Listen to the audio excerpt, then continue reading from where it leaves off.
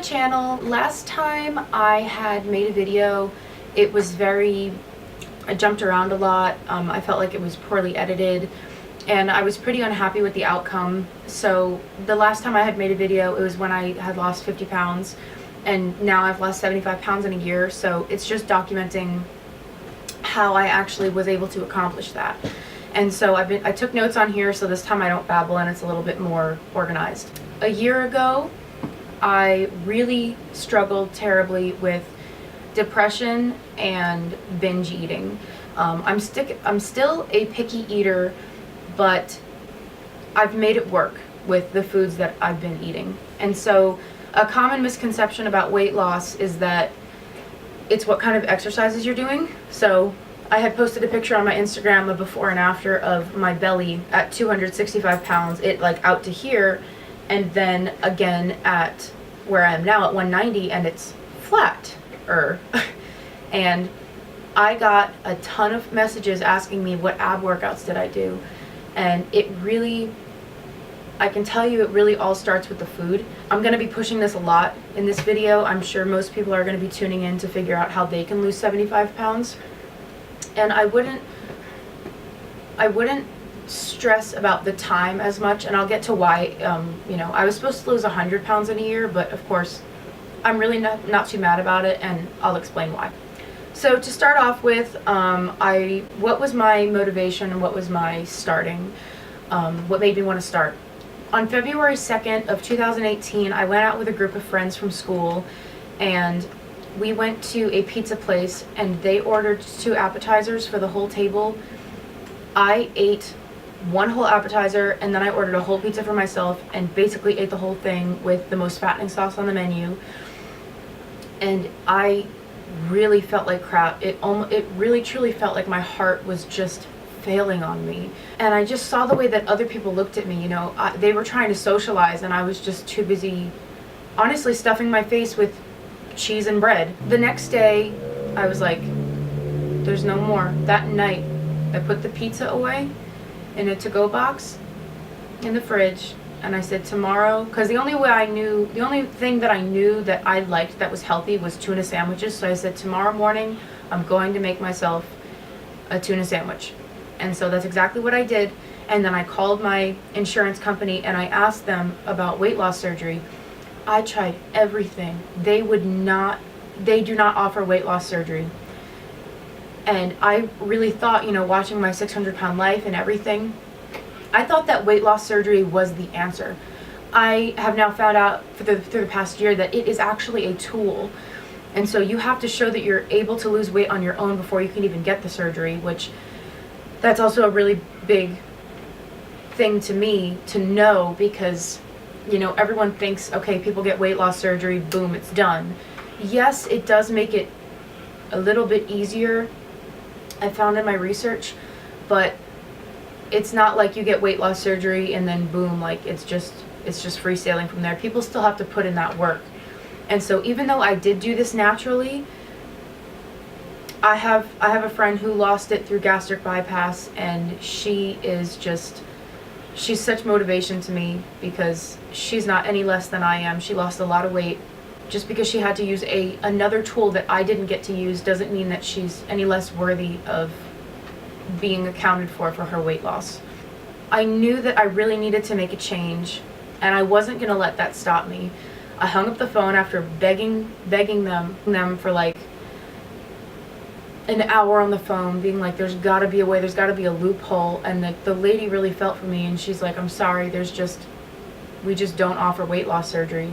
And I was trying to convince her. I was like, but please, I could die. She's like, sorry, we don't offer it. I mean, she was just a rep. I was just so desperate in that moment. So I was really depressed and uncomfortable, and I just didn't let that stop me. I didn't let the fact that I wasn't able to use a tool prevent me from getting where I needed to be. And it wasn't just for vanity reasons. I felt so sick from the food that I was eating. So I made the first step and I went to a nutritionist. That nutritionist taught me how to eat food as a picky eater. she made such a world of a difference for me, because a lot of people think weight loss is about what kind of smoothies are on the market, what's the next new pill, you know, how many laxatives can you take in an hour, how long can you starve yourself. Oh my gosh, no. It's 80% diet and 20% exercise. Through the last 365 days, I have found this to be my Bible of how to have a successful weight loss. It is all about what you eat. Of course, you can put the work into the gym. It doesn't matter what exercise you do. You can do swim aerobics. You could do, I probably said that wrong. It's probably like water aerobics. I don't even know what the hell it's called. You could do swimming. You could do biking. You could do running. If you hate running, stop freaking running.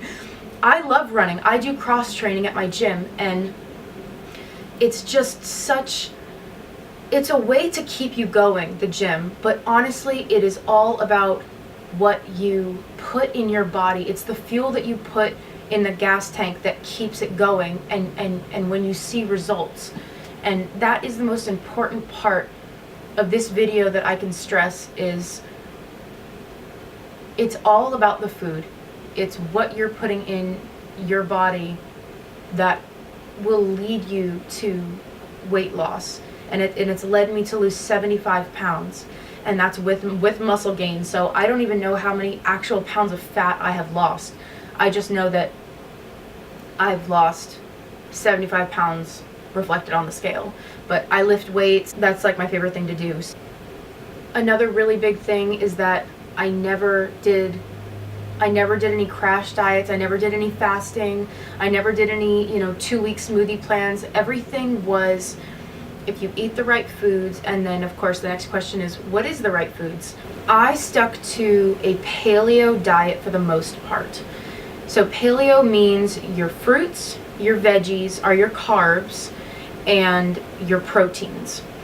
So that list goes pretty long. The paleo diet is available on the internet. That's what we ate back when we were cavemen, and women, is we ate fruits, we ate veggies, we ate our proteins. And so my diet has changed, and I think I found a really good method now that I'm a year later. It was too strict of a diet for me personally, because it's very difficult for me to go without bread and cheese.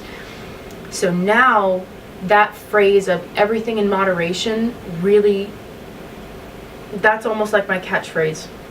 And what that means is the most cheese I will allow myself to have a day is 0.5 ounces. And if you have a kitchen scale, you know that that is very thin cheese, but I know in my head that I can still have it. Of course I can have bread, but it's the type of bread that I choose. Everything that I put in my body fuels me, because the type of workouts that I do are very intense and you need a lot of energy, and if you're not putting the right foods in your body, I won't be able to work out as successfully as I want to. So reading online, I found this, I was just trying to find motivation, and this was in the way beginning, after seeing the nutritionist, that it takes 21 days to break a bad habit. And I thought, okay, my bad habit is binge eating. So if I don't binge eat for 21 days, what's gonna happen? And I think the longest I had ever stuck to any sort of, diet, and this obviously was a crash diet, I wasn't trying to change my lifestyle or be a healthy eater, was a week and a half at that, and it was brutal throughout the entire thing. I made it to 2 weeks. I was freaking out. I was calling my mom. I was like, holy shit, I actually freaking made it to 2 weeks. I was like, let's keep going. Let's keep going. Let's keep going. What motivated me was my own success. I was seeing changes on the scale, in my clothing, in my mental state. Everything was so empowering, and I was doing this. I was doing this for me, and that's another really important thing. I was doing it for me. I wasn't doing it for anyone else. I wasn't doing it for a boy, or, because someone called me fat, which when I was running outside, the first 2 weeks I decided how I got into this, was I would run outside, and when you run at 265 pounds in a college town, boys really aren't that nice. So I was getting called all kinds of names, and I was like, you know what? You don't know my story. You don't know what I'm trying to accomplish. In other words, their words are meaningless because I have a goal and they're not going to stop me. After the 2 weeks, I started back at my gym, and so 2 weeks of running, and I made it a very strict point to not exercise every single day, to just really focus on the foods, and the weight loss will be a side effect. I was trying not to focus on it, you know, and the nutritionist even told me, if you don't see any difference on the scale, don't worry about it because you know what you're doing. And I can preach that from the rooftops, because that is so true. If you know what you're doing and you commit to something, you know in your head, it doesn't matter if the scale fluctuates. It's fluctuated the entire time. It has not been a steady weight loss. It's not like I went from 265 to 264 to 263. Like, I fluctuated everywhere, but I'm at 190 now. So I got there. I just needed to learn patience and self-love, and I know it sounds corny as shit, but that's real, because when you are that big, you don't think about self-love, you think about how much you hate yourself. To learn patience is so important, because you have to. If you tried to push this and make it all about the weight, and then the scale doesn't go down the next day, you're going to be depressed, you're not going to, then you're going to start starving yourself. So you have to learn patience if you want to be successful. And another really, really important thing that I learned, to not go the opposite way. I didn't want to go from a binge eater to starving myself. And I had a little episode in the beginning where I got afraid to eat a potato, and it's just because I viewed it as all carbs, and in reality it wasn't the healthiest thing to eat. But it was food, and I had eaten no calories that day. I was on the phone with my mom, and I was crying, and then she's like, oh my God, she's going backwards. You know, she's going, or not backwards, but she's going into a different eating disorder. And I didn't want to fail. I had come so far. I didn't want to fail in my own eyes and just go down a different path of self-destruction. And I mean, sure, it would get the weight off, but then what are we looking at long term? You know, that creates a whole bunch of other health issues, such as, you know, gallbladder issues, and, you know, when you just lose the weight too fast, there's also issues with that. Loose skin. That is the reason that I lost the weight at a very steady pace, because, you know, vanity does play a little part in it, and I didn't want to have a lot of loose skin. And I found through my research that the quicker that you lost the weight, the more loose skin you would have. So if you gave your body time to shrink back, then that's why I don't have as much loose skin as a lot of other people do that lost weight very fast. And that is the reason that I'm okay with the fact that I've only lost 75 pounds in a year, because now 2019 is the year to lose the rest of the 25 pounds and to start working on my muscular definition. I mean, I don't even recognize my arms, honestly. I don't recognize the fact that I have collarbones now, which it's my arms really aren't all that muscular, but like I never had any sort of definition. I have traps now. I mean, I just, you know, when you do something for a year, and of course I did cross training for a year, so I like to push myself with weight, and so that was my thing. That's how I worked out really hard. You know, you can lose weight by lifting weights. That was my method. Another really important thing that I had learned throughout the year is what a caloric deficit is, and that I know counting calories can get kind of annoying, but honestly, anything that you do for, I think I want to say it's 7 days or 14 days, it becomes routine. And once you start doing something for even, you know, 5-6 days, for me personally, it becomes routine. So the first 7 days I was counting calories, it had already became routine for me. And so, more importantly, not only was I counting calories, but I was paying attention to the macros, which means the calories that you are taking in, what are they made of? Are they a protein, a fat, or a carb? And I had already learned what the kind of good foods are through my nutritionist. So I felt like with those two, I put them together and it made the perfect combination. And so, yes, weight loss is 80% diet and 20% exercise, but there are so many other little things that come into play. Like when you count your calories, if you've eaten all your calories for today and that was 1,400 calories, or let's say 1,600 calories, but it came from a tub of ice cream, the odds are you're probably not going to see results and you're not going to feel that great. Lactose intolerant or not, it's what you put in your body. It's supposed to be fuel. So you can use websites to actually find out what your caloric deficit is, or your metabolic, your basal metabolic rate. Okay.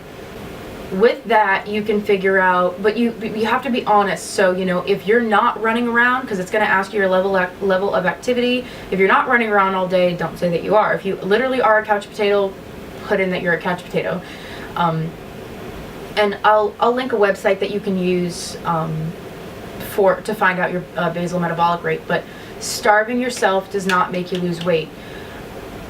It's not a healthy way to lose weight. I would hope that everyone's overall goal who's watching this is health, and not just how quickly can I cut this stuff off of me. It's uncomfortable. I know I had so many roles. It's uncomfortable. I know we're trying to glorify it in the media right now, and I think that everyone should love themselves. It doesn't matter what weight you're at, because if you don't love yourself, it's going to get harder to treat yourself the way that you should be treated, which is with love and care, and everyone deserves to be treated like a human being. I remember how it felt when I was 265 pounds and there was literally someone in my class who didn't even recognize my existence. Just because I was a big girl doesn't mean I don't deserve to be a human or be treated like a human. So how I coped with cravings, I really heavily relied on the internet, actually.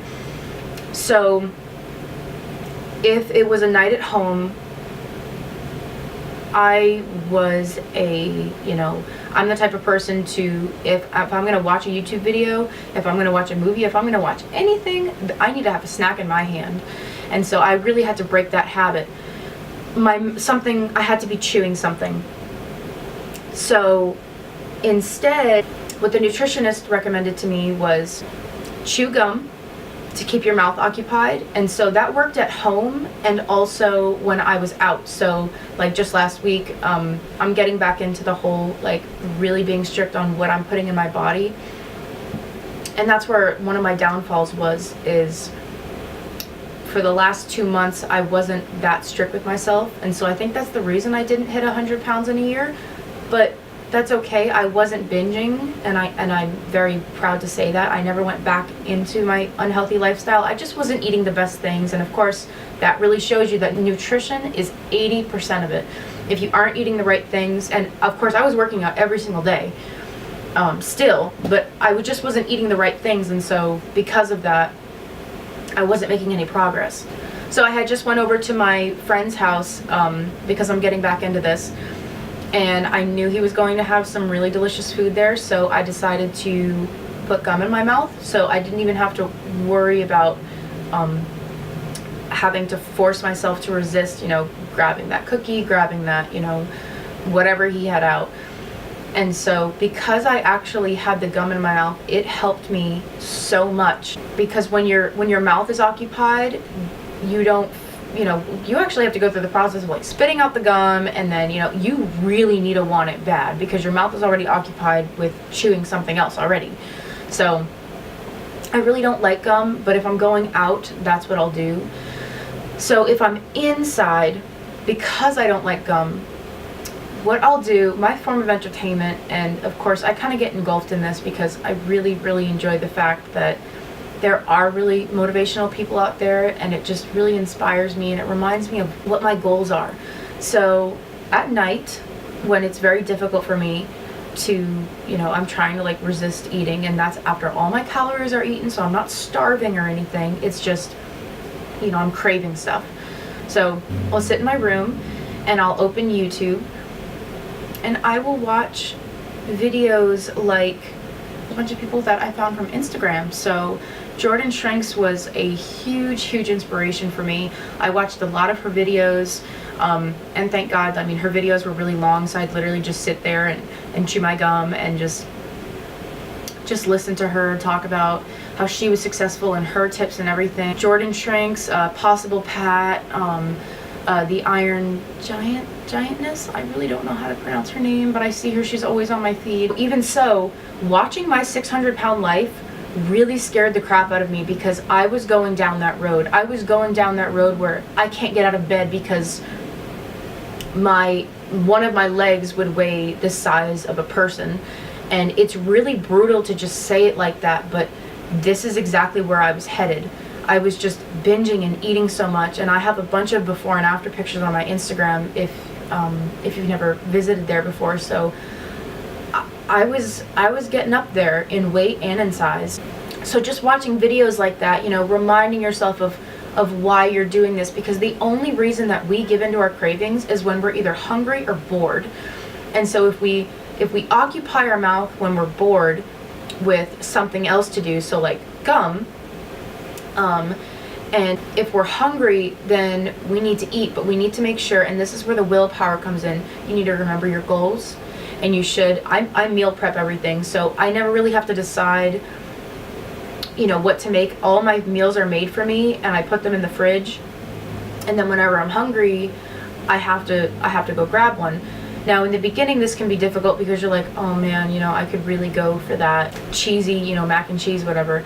However, I don't have any of that stuff in the house, but even if I did and I had meal prep meals, I still think that my goals would outweigh that one meal. Like even last night I was having terrible cravings, and I just kept remembering my goals outweigh my cravings right now. If weight loss was easy, everyone would be doing it immediately. But the thing is, you can find the willpower. I believe anyone is able to achieve healthy and happy, and then weight loss will be a side effect. But you have to dig deep, because I had no freaking clue that I had the willpower to do this. Not a clue. So that's kind of why my catchphrase is, if I can do it, you can do it, because I had no idea that I was able to accomplish anything like this. Another really big thing that I did was I surrounded myself with people who supported me, and I have some really great people in my life, so I really didn't have to worry about that. But there was one person that had messaged me after I posted a before and after picture after losing 50 pounds and said, your weight loss is affecting me negatively. She said not everything has to do with weight loss, and I completely agree with her. I wasn't obsessing over the scale. It was a before and after picture of me larger and then me thinner, and I was probably talking about how proud I was to accomplish something so amazing, because I know exactly how hard I had to work. That friendship did not last because I didn't want to have that around me. I didn't want to have a person like that making me feel bad about accomplishing something. So this is hard. It's not easy. To each their own. I hope that whatever she was going through, she's able to work through that, because I know that I was becoming happier and healthier. So I hope someone becoming happier and healthier doesn't affect someone else in a negative way. It's kind of already set in my head. I've never really had to restart with this at all, but I didn't let my success depend on whether or not I worked out that day. And so what that means is, what I would always do, the way that I used to diet is, these were crash diets, so of course I would just eat like barely anything, and then I would go run my heart out, And of course, I'd be like a pound or two lighter the next day. And I thought that that was a successful weight loss. However, at the end of the week, I was like, I can't take this anymore. It's not maintainable. And and of course, this is when I was 16, 17 years old. So of course, it was just known to me that, you know, if you exercise, then that means you are successful. Well, now that I know that it is, you know, of course, I've said a billion times in this video, 80% of weight loss is what you eat. In the beginning, I did not exercise every day on purpose, and I forced myself to be okay with that. And then now, if I have to skip days at the gym, it doesn't affect the way that I eat, because I've taught myself that it's okay. You know, so of course the gym helps, you know, when you get a really good workout, I just want to eat all the good things and you don't even want to think about any bad foods. But when you do it for so long, it becomes habit. And my thing that I kind of stick by religiously is 21 days. If you can do something for 21 days, I think you can accomplish anything. And so that's what worked for me. That's how I was able to do it. Now, I definitely fell off the wagon a few times. I've had to do that 21-day thing, you know, doing 21 days all over again. I think this is my 4th time doing it. Because, you know, I don't feel like I was doing it to my potential, because what I would do is I wouldn't allow myself to have any cheese. The most successful time that I had is when I could have everything in moderation. And so that lasted for 3 months. That was the very first time that I had really stuck to it really for a very long time. Now, things started to get a little bit more difficult when I was like trying to push myself, and like my entire plate would be filled with veggies, and being a picky eater, I was like, oh my God, this is terrible. I just want a cheeseburger. That's where my downfall would be. What I was choosing to do wasn't maintainable. Now in 2019, I feel like I have a better idea after failing and succeeding so many times. If I just count my calories, pay attention to my macros, and have everything in moderation, but still pay attention to the food equals fuel, I think I can do this for a very, very long time. And I want to eventually incorporate cheat meals, but I'm still learning. Everything is a learning experience. So this is kind of where I am now, and that's how I lost 75 pounds in a year. That is probably the best advice that I could give. If I were to restart this and I could tell myself anything, this is what I would have told myself a year ago. And I hope it can make a difference in someone else's weight loss journey, or could just benefit someone else. So if you want to check out my Instagram, I will link it at the bottom. It is April Shrinks, and I'll link it right here as well. And yeah, I really hope this YouTube video helped in any way. If it didn't, then I hope you enjoyed about like 25 minutes of incredibly boring entertainment.